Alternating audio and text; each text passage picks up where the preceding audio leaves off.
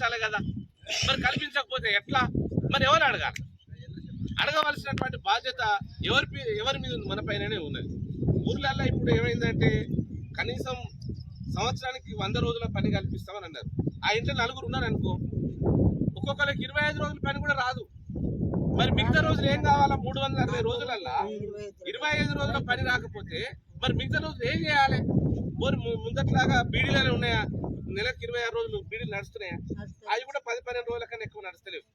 మరి బీడీలు నడుస్తలేవు. భర్తలు దుబాయ్ మస్కట్ అయినా పోతాం అనుకుంటే ఆడ కూడా ఇప్పుడు మంచిగా లేదు. ఆడ కూడా పరిస్థితి బాగలేదు. దుబాయ్ మంచిగా లేదు, పని మంచిగా లేదు. 4 ఎకరాలు రోపున్నటువంటి వాళ్ళు వ్యవసాయం మీదనే ఆధారపడి బతుకుతామంటే మంచిగా బతికేటటువంటి పరిస్థితి కూడా లేదు. మొత్తం పెట్టుబడులు పోవంగా, దేని పోవంగా, పిల్లల చదువులకు, మన ఆరోగ్యాలకు బతికేటటువంటి పరిస్థితి కూడా లేదు. 4-5 ఎకరాలు లోపున్నటువంటి చిన్న రైతుల కుటుంబాలకు సంబంధించి మరి దేశంలో కైకిలు చేసేటోళ్ళే 16 కోట్ల మంది ఉన్నారు. ఈ దేశంలో 16 కోట్ల మంది ఉన్నారు. ఈ 16 కోట్ల మందిని ఏం చేయాలి? మరి వీళ్ళని ఎట్లా ఆదుకోవాలనేటటువంటి ప్రభుత్వం ఆలోచించాలని ప్రగతిశీల వ్యవసాయ కార్మిక సంఘంగా దేశంలో ఉండేటటువంటి కూలీ చేసే వాళ్ళు 4-5 ఎకరాల్లో ఉన్నటువంటి వాళ్ళందరూ కలిసి ఒక సంఘం పెట్టుకోవాల్సిన అవసరం ఉన్నది. ఈ పని వచ్చిన తర్వాత ఊర్లో పని లేకుండా పోయింది. ఈ సందర్భంగా మరి ఈ ఊర్లలో ఉండేటటువంటి అమ్మలకు, అక్కలకు ఎట్లా మరి పని ఉపాధి కల్పించాలనే దాని మీద పెద్ద ఎత్తున 2006లో కొట్లాటల వల్ల, ఎర్రజెండా పార్టీల ఒత్తిడి వల్ల ఈ చట్టం వచ్చిందనే విషయం మనం గుర్తుపెట్టుకోవాలి. 18 ఏళ్ళ ఈ చట్టం వచ్చినప్పుడు అనేక